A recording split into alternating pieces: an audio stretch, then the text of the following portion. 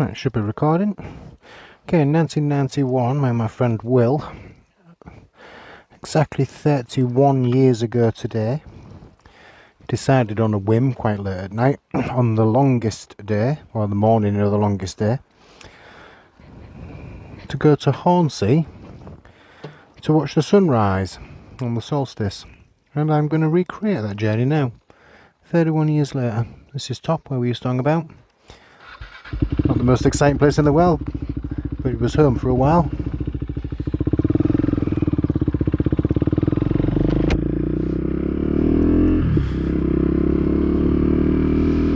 So let's do this.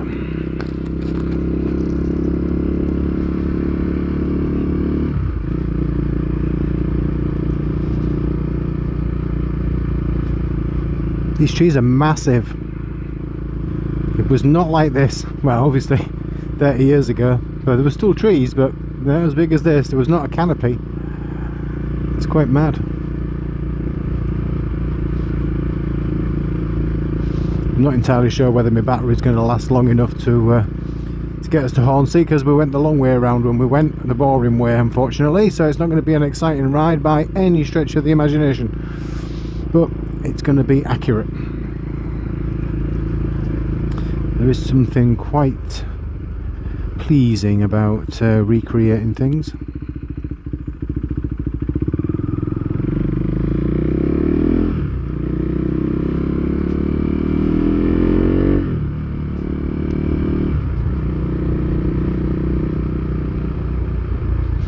The bit that you didn't see earlier was I actually went back to my old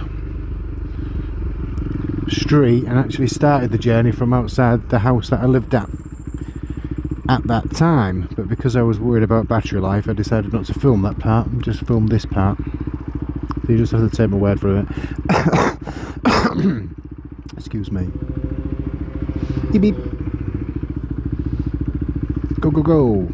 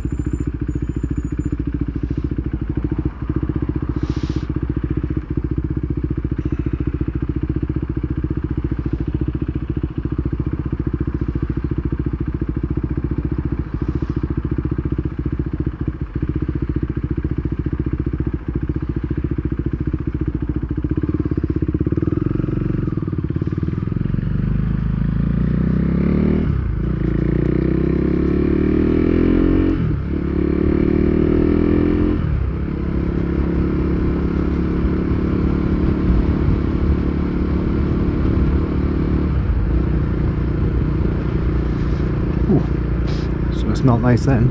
It's not sweeties.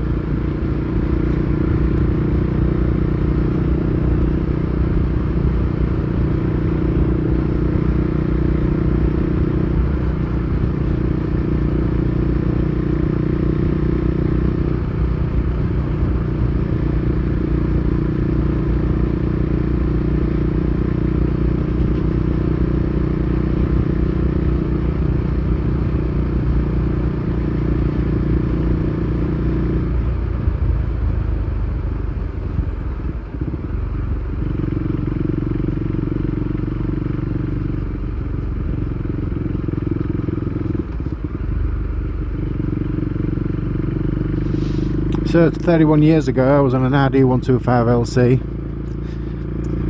I was trying to remember earlier whether it was pre-crash or post-crash, because actually we're going to actually go past the site of my accident. Same year, 1991, at the tender age of 21, I put it into the side of a car. Completely smashed the front end in, bent all the forks. It was not one of my best moments, and I can't remember if it was before or after. Oh, Stormtroopers on a van, I like it. You have my support.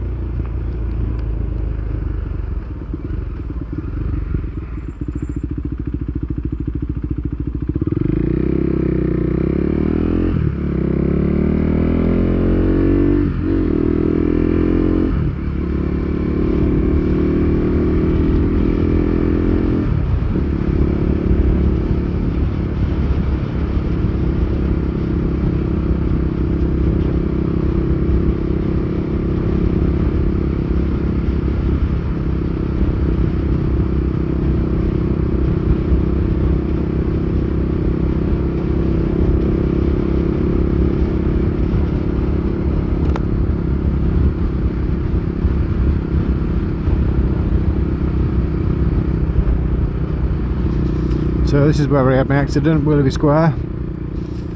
I was coming from the left. There was a guy, I can't remember if he was coming all the way around the roundabout or whether he was coming from here, but as he came onto the roundabout he started indicating as though he was coming off at the first exit. There. I carried straight on and we collided here. And it was not good. Buggered all my bones in my shoulder. The worst thing was, you get ambulanced away. I mean, I didn't want to get ambulanced away, but the ambulance man said, "Are you alright?" And I said, "Yep, absolutely fine." He said, "No injuries whatsoever?" I said, "No, absolutely not. I'm absolutely fine." And he pointed at my leg. He said, "Well, your leg's pouring with blood for one thing." And I was like, didn't notice that. He went, "Yeah, you're in shock. Let's take you in. Let's have a look at you." So they bundled me in the back of an ambulance. And I had to leave my bike at Willerby Square. I mean, sure, nobody was going to ride off on it. But luckily, some friends, because I was out with a couple of other lads, so that they rallied some help and figured somewhere where they could push the bike to, and took it to a girl's house that I knew, left it there in the garage. And one of the nicest parts of it was there was a guy at the accident at the scene who had worked with her, well, not that long before, really, 6 months before I got made redundant. Well, we all got made redundant. And he saw me kind of stood there and couldn't see if I was alright, and he was on his way to a party somewhere. And lo and bloody behold, if he didn't follow the ambulance to the hospital and then wait until he could finally get through to see me, and then waited with me for the rest of the evening while I got x-rayed and everything else, so I wasn't left on my own, and he missed his party. What a lovely thing to do, what a lovely man. I'd name drop him now, but I can't remember his name because it's 31 years ago. But I won't forget it, even if I forgot his name.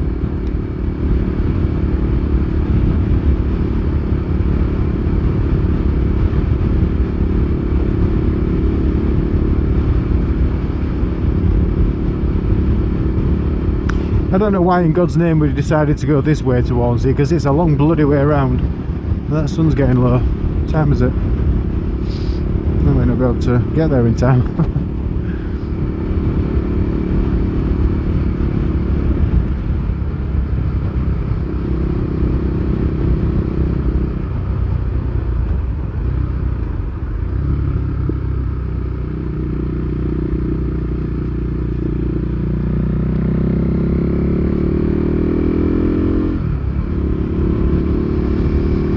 Tell you what, we used to tear it along here. Well, as much as a 125 LZ can tear.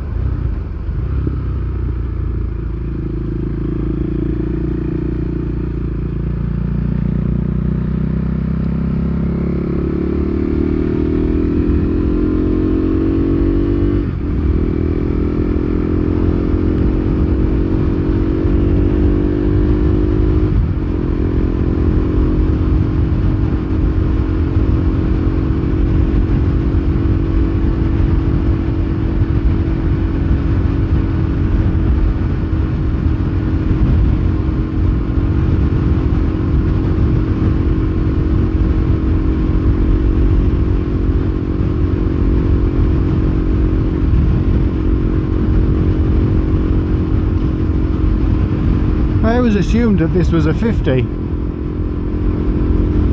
judging by the speed of the guy in front it must be, but when I was younger this was just at least 90.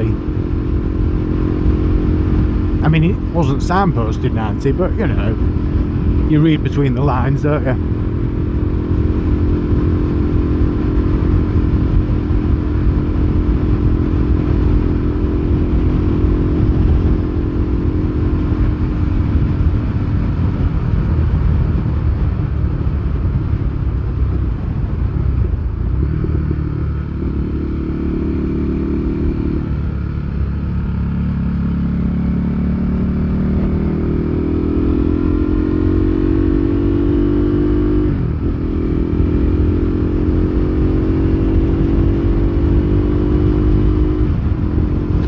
But it's a shame it's got a bit cloudy.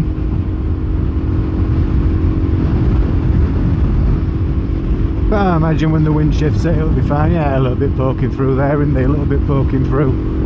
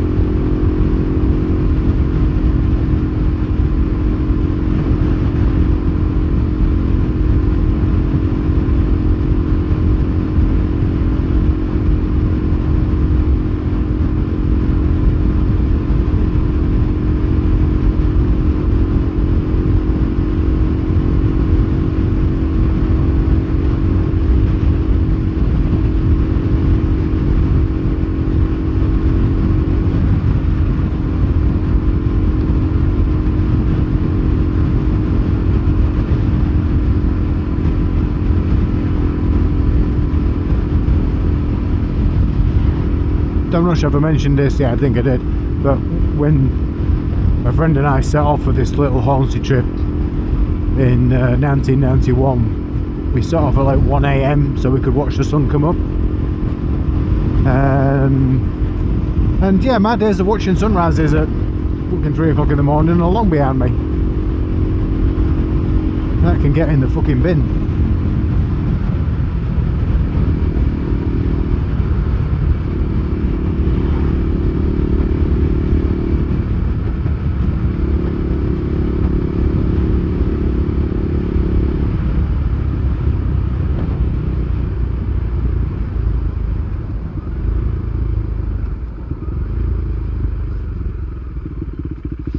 You want to change before I stop. I can feel that you do. I can feel it. I can feel it. Lies.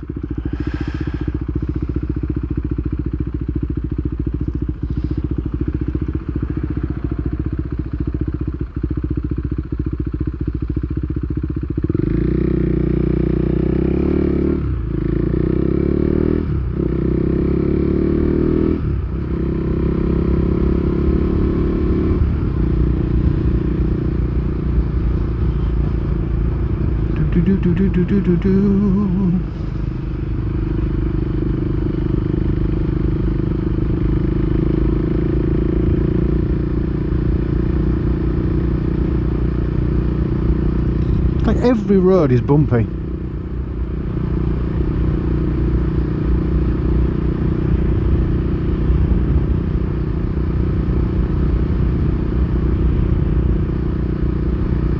The guy wants to get me a little vibration mount, which I think might be coming on Monday.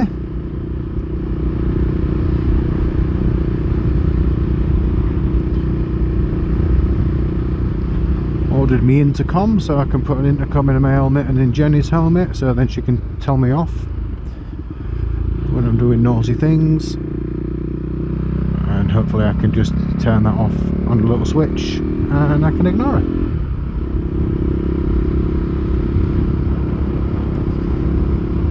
The historic town of Beverley.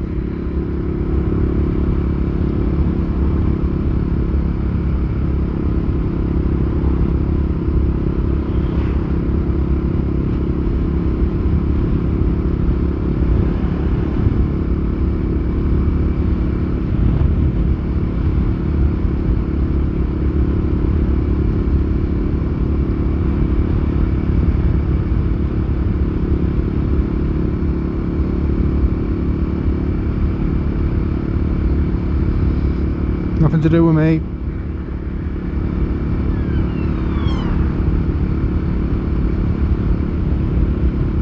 Gotta check every mirror just to make sure it wasn't anything to do with me. Beep beep.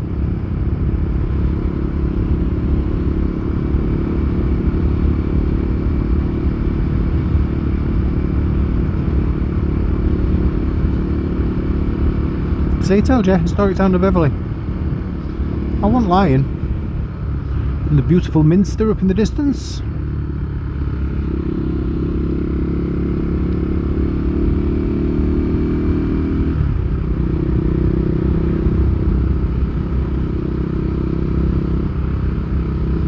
I had a lot of friends who lived in Beverley, but I've never wanted to live here.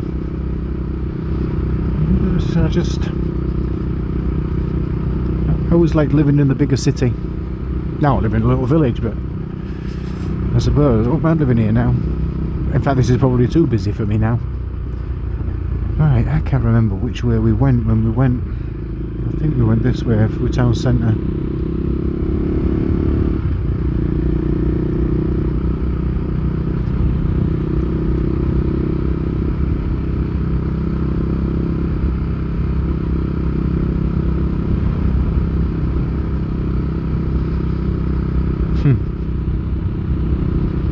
God, it's mad coming back through here. I've been to Beverley obviously a few times since, but I don't normally come this way. It's quite pleasant to be reminded.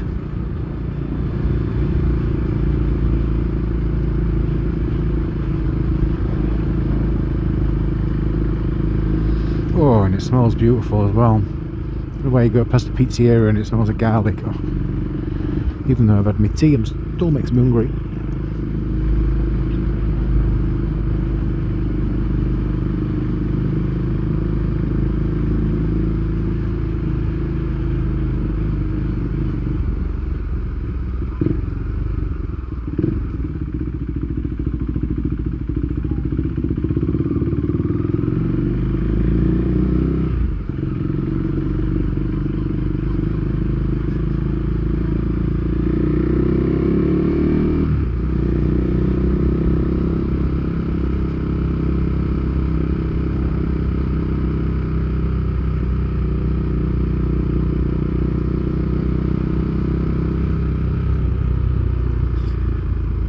Beverley Bar. If I've triggered the lights, that's a car coming up behind me, that's fine. I'm going to go right.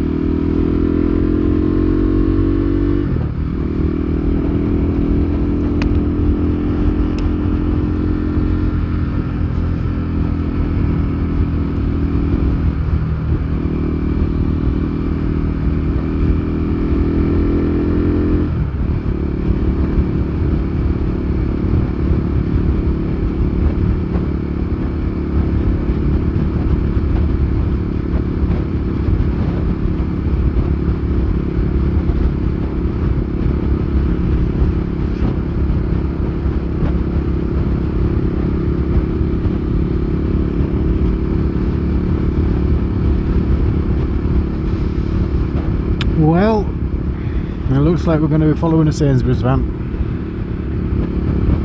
But this might remind you to do your weekly shop. Do it online, save the hassle, get it delivered.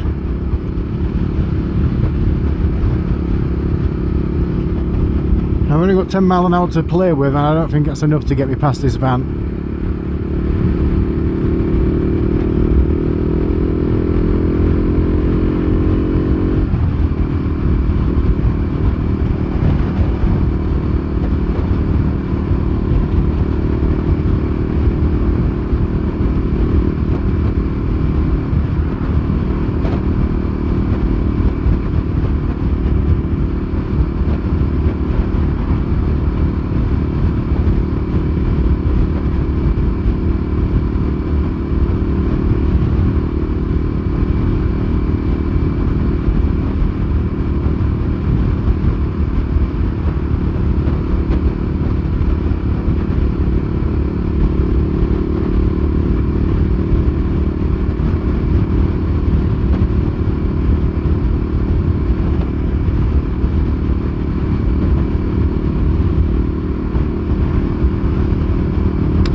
Trying to figure out that in a court of law would, well, I was getting a lot of buffeting from the van, be a good enough excuse for me to blast past this van.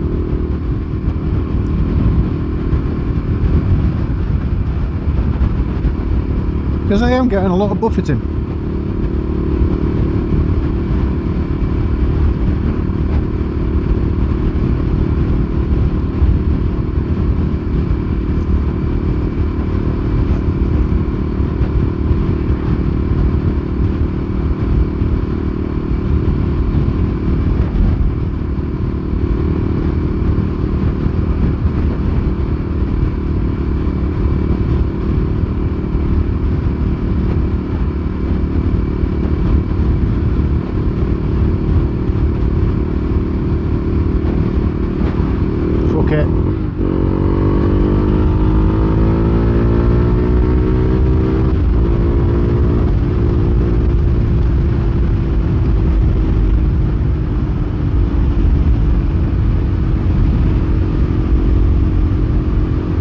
Better, clean air.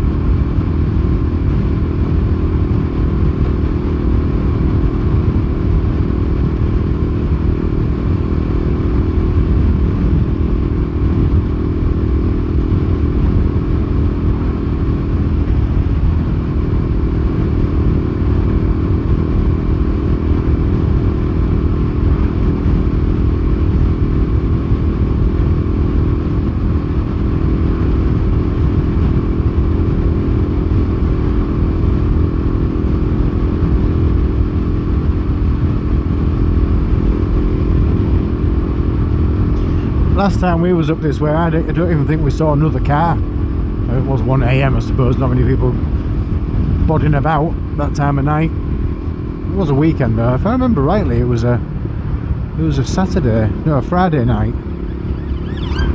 Yeah, something's going on somewhere. A lot of police is whizzing about.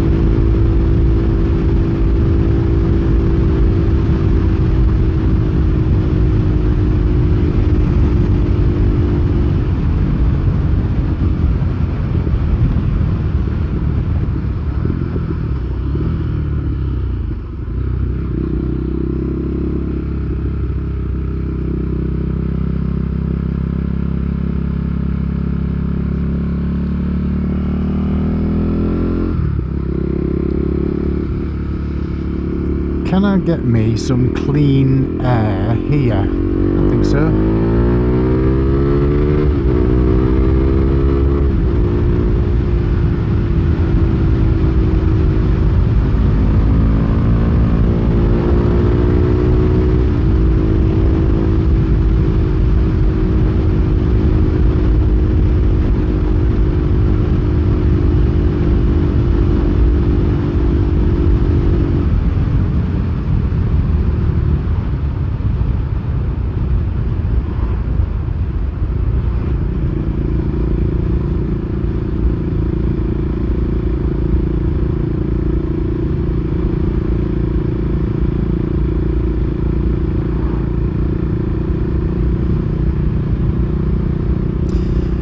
Now, not sure if I should be admitting this on a public video, but by the point we'd got down the time we got here, we were a little bit bored, and to make things a little bit more interesting, we were being silly, and by silly, at one point I was stood up on my seat riding along singing at like 1:30 in the morning through the little villages. Yeah.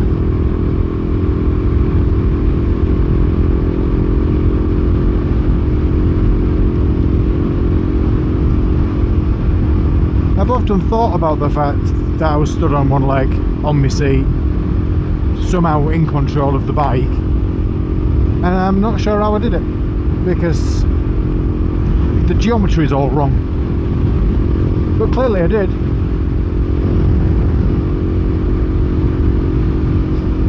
One disadvantage of riding along at night, as we were, is on unfamiliar roads, and going this way is unfamiliar, or was back then to me, and even to an extent now it's unfamiliar. At one point we'd come along, and I can't remember exactly where it was, but the road absolutely looked as though it went straight on, and when I got to the point where it went straight on, there was actually a corner. And oh fuck, yeah. So I think it was just a combination of the way that my lights was illuminating the road and bobbing up and down, made it look as though the road was straight when it wasn't.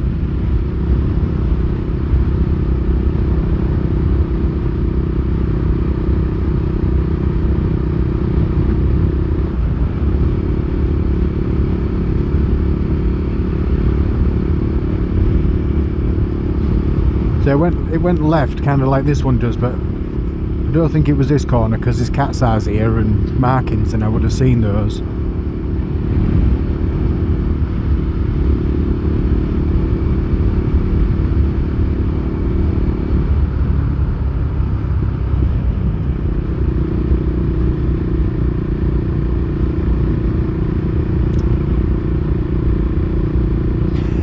what it is about old defunct petrol stations, but I find them quite sad.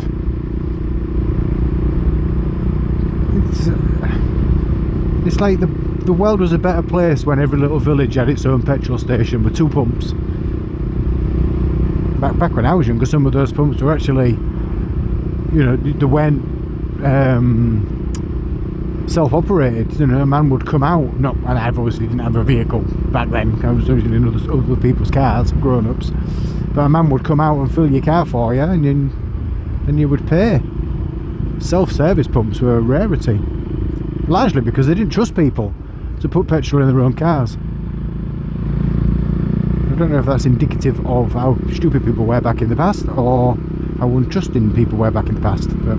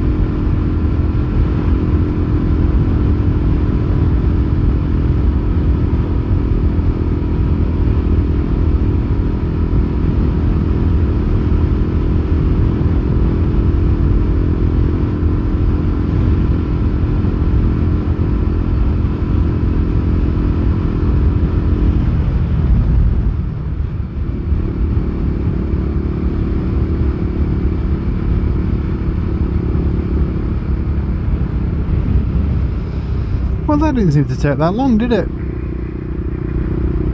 It probably took us a bit longer in 91, largely because A, it was dark, so we wouldn't be going fast. B, we had black visors, so we would have been riding with our visors up, which again stops you from going quick.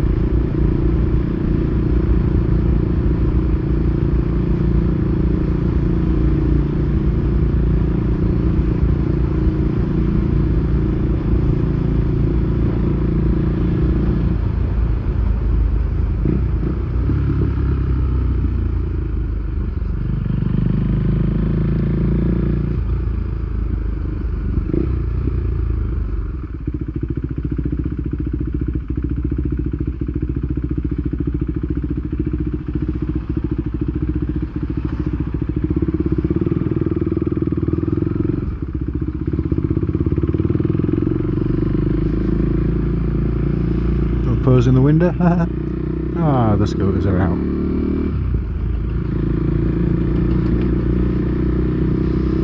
I will nod at scooters because if you're on 2 wheels, you're a brother.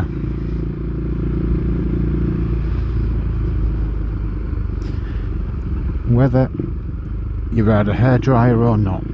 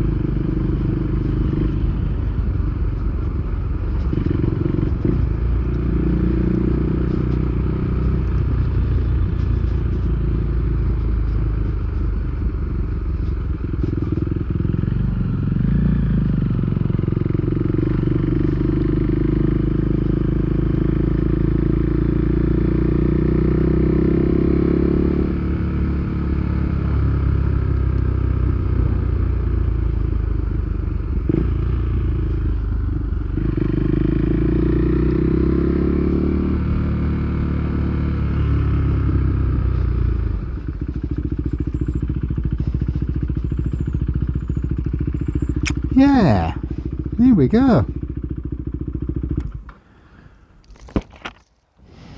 31 years ago.